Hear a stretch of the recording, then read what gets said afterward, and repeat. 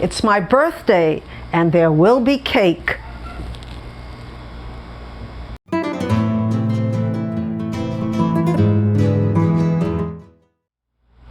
Hello BookTube, and welcome back to my channel.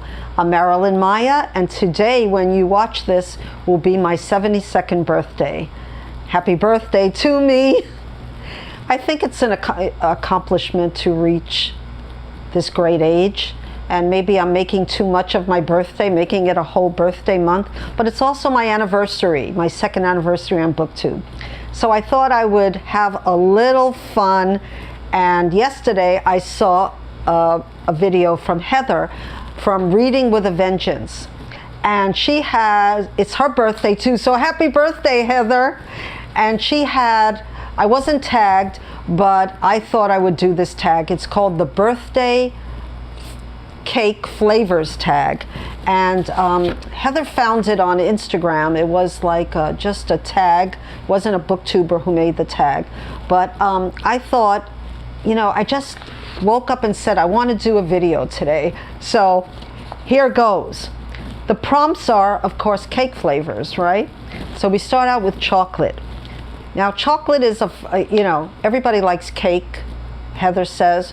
I got to like cake. I grew to like cake when I got older, but I never did get to like chocolate cake. I like chocolate candy, but not chocolate cake.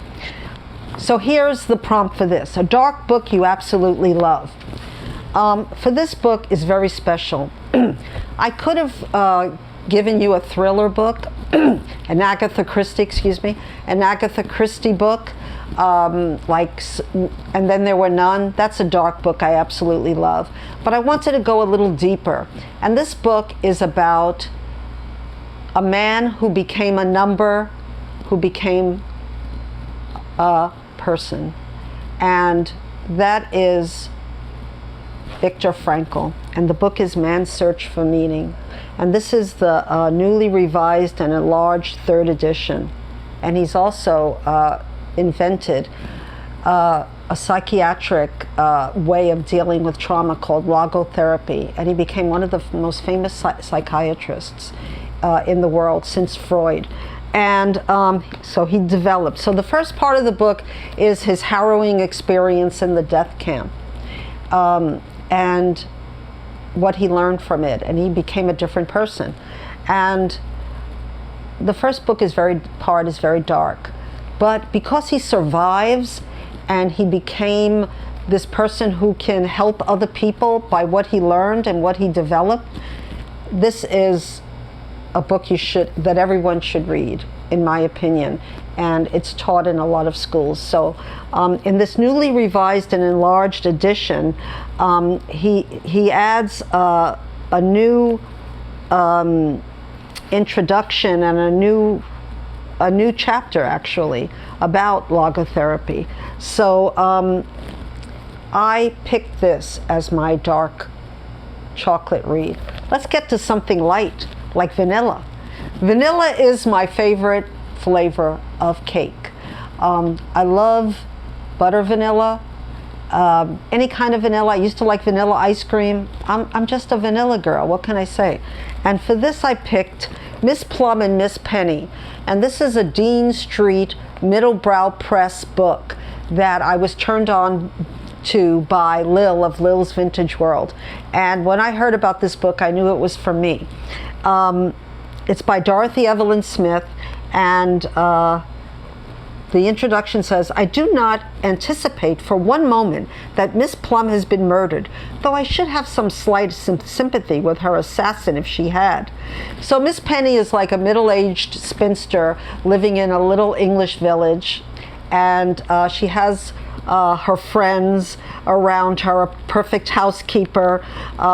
She gets an annual Christmas card from her old flame, George.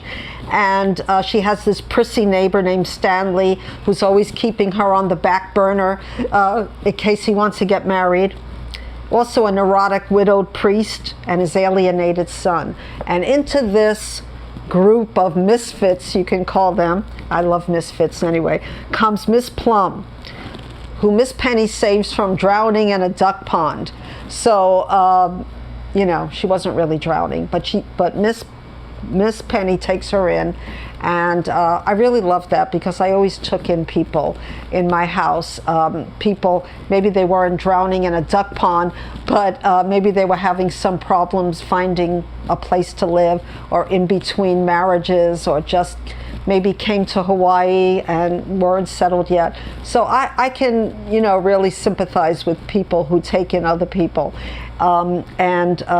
Miss Plum changes and Miss Penny changes. I should say Miss Penny changes because of Miss Plum. So I really love this book. It's a light read, but it's funny. It makes you happy. And isn't that what books should do? Okay, what other flavors of cake do we have? Red velvet. Hated it. No, I really don't like red velvet. It's mixed with carrot, I think, and chocolate. I just don't like either one of those flavors. So a book that gave you mixed emotions. I had a hard time with this, but I finally came to The Ginger Tree. And although I don't read a ton of historical fiction, this one gave me mixed emotions because although I loved this book, it was my mother's favorite book, and I gave it to her. So I have mixed emotions because my mother wasn't really one to give out compliments, especially to me. So that she loved this book. This isn't the edition that I gave her. I kept that special. It's a very old edition. So what is this about? You know, it's about a 20-year-old Marie Mackenzie, and she's betrothed to a military attaché in Peking in 1903. She's a young Scotswoman, and she ends up scandalizing the British nobility by falling into an adulterous affair with a young Japanese nobleman. And I love this book. It goes into it's something that I don't usually read, which is a saga sort of 40 years, where it goes into 2 world wars and the cataclysmic Tokyo earthquake in 1923. So there's a lot of historical stuff, but it's also a lot of you know, empowering women stuff. So if you haven't read it, it was made into a TV series by Mobile, Masterpiece Theater, actually, but it was called then Mobile Masterpiece Theater. I guess they took out the mobile for Mobile Oil. Yeah, I just thought of that. But let me know in the comments if you've seen the series or if you've read this book, because I think it needs to be reread by me again, just to remember my mother. So I got mixed emotions of happiness and sadness of remembering my mother. So that's Red Velvet Cake. The next is Cheesecake, a book you would recommend to anyone. Now, I come from Brooklyn, where Junior's Cheesecake is very popular, but I didn't taste cheesecake New York style until I was quite older, and went to a place called Carnegie Deli in New York City, where they have the cheesecake tasted more like whipped cream than cheese. It was just wonderful, and I said, why didn't I eat this before, you know? And when I go back to Brooklyn, I definitely will try Cheesecake. So this is a book you would recommend to anyone, and that would be A Tree Grows in Brooklyn. I say recommend to anyone because during the war, Betty Smith's, this is the 75th anniversary edition, it was read by military guys who were serving in the Great War, as they call it. And they all loved it. They all felt homesick. They all felt that Francie was like, you know, the girl next door.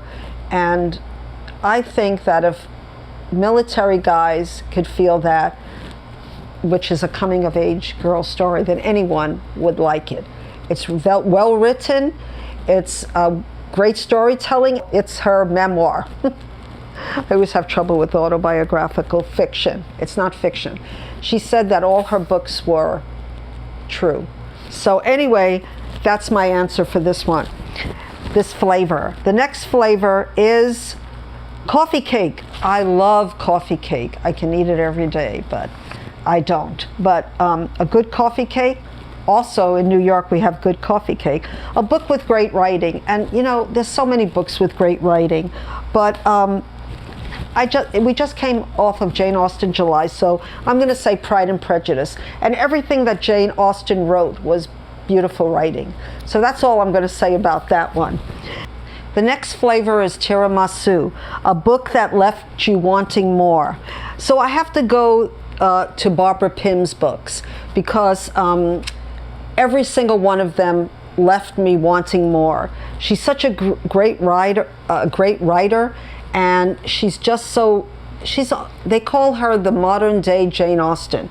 And it has sparkling high comedy and its treasury of characters. So this one is Some Tame Gazelle, and it was a 5-star read for me. So this whole one, a flavor of tiramisu, I would put Barbara Pym in that one. And I've never tasted tiramisu, so, and I had never read Barbara Pym. Okay, so the next one is Cupcakes, a series with 4+ books. And for this I have to say that Miss Reed, I heard about Miss Reed through many booktubers, and one in particular was showing all her Miss Reed books, and I said, what is this? And then Gina Stanier Books, and I'm pretty sure she sent me this book. And this one is a new series, Thrush Green. She has Fair Acre series and Thrush Green. So, so this is my Cupcakes, and I want to read all the books in this. Okay, so the next one is Fruitcake, a book that wasn't what you anticipated. And for this one is The Vet's Daughter by Barbara Cummins. And it wasn't what I anticipated, because it is a Gothic masterpiece about a young girl's coming-of-age story, and it has magical realism, which I don't usually read books with magical realism, but it's done with such taste and such subtlety that I really, you know, I believed it. I really believed it. And from the picture, you can see that it's a young girl levitating above a bed. And when I first got this, because I love this author, Barbara Cummins, and when I first got this, I said, uh-oh, this is not going to be for me, but it really was. And it's basically the story of a vet's daughter, and she's sort of, it's almost like a fairy tale that she's being neglected and mistreated by her father. Almost like a Cinderella story in a way. But yeah, that was Cupcakes. I hope you enjoyed this tag that, that Heather made into a tag. If you like cake, please do the tag. I'm not going to tag anyone. I don't know if it's good for birthdays, but you can do it if you like cake. So thank you so much for watching this video, and I hope you like cake. I hope you'll join me for another video. Tomorrow I'm going to do a vlog.